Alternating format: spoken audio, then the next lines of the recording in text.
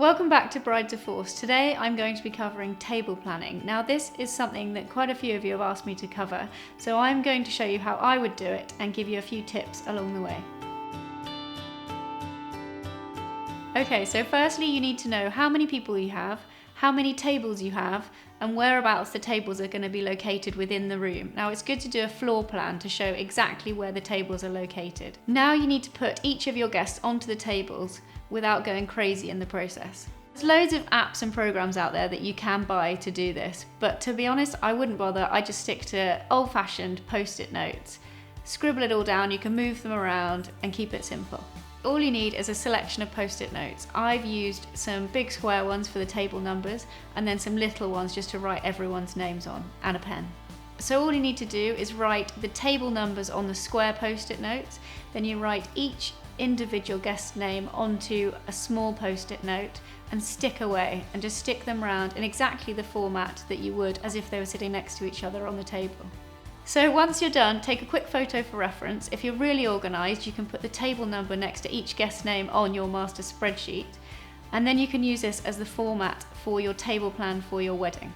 So thinking about where to sit everyone, I'd usually say mix it up a bit because everyone's there to have a party and get to know new people. However, if you're a bit worried, it's perhaps worth mentioning it to family and friends where they'd like to sit, but I do this in the very early stages so that they don't get too involved in the planning, otherwise you could create a big nightmare. At the end of the day, it's best not to worry too much about your table plan. Everyone is there to celebrate with you and be in the right mind to have a really good party, so don't worry about it too much. You just have to do the best that you can. Once you've got your table plan done, how do you present it for your wedding day? Now I've put together 3 boards on our Bride to Force Pinterest for you to go and have a look at. I've split them up into 3 categories. So first up is traditional plasmon cards, or escort cards as they're also known as. This is actually my favourite route, although it's a little old-fashioned. It is the most traditional format using escort cards, and I love the way that it looks. You have a card for each guest with the full name and the table number on it.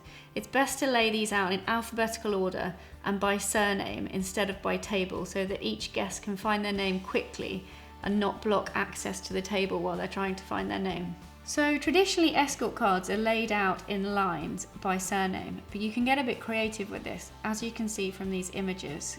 I love the use of the terracotta tiles. The chunks of wood are awesome. Just laying it out in a different format just to mix it up a bit looks amazing.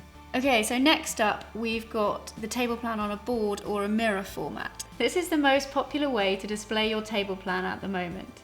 The board shows the table numbers or names of the tables if you fancy, and a list underneath of everyone sitting on that table.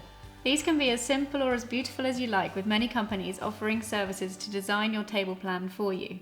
You do, however, need to be a little more organised with this route, as you'll need to give the designer time to create the artwork, and it also leaves little room for changing your mind on the places that people are sitting on. Finally, we have creative table planning. Now, if you want something that little bit different to the norm, there are many ideas out there for how you can make your table plan personal and fun. You can either use the format of escort cards or a board layout, and here are just a few ideas. Some of these look absolutely awesome, and you can incorporate giving your guests a wedding favour at the same time. I would advise in all of these formats to lay the cards out in alphabetical order, as it saves guests loads of time in searching for their name and blocking the way. It's also a good idea to ask a bridesmaid to lend a hand in helping people find their names if you don't want a long delay in the guests being seated.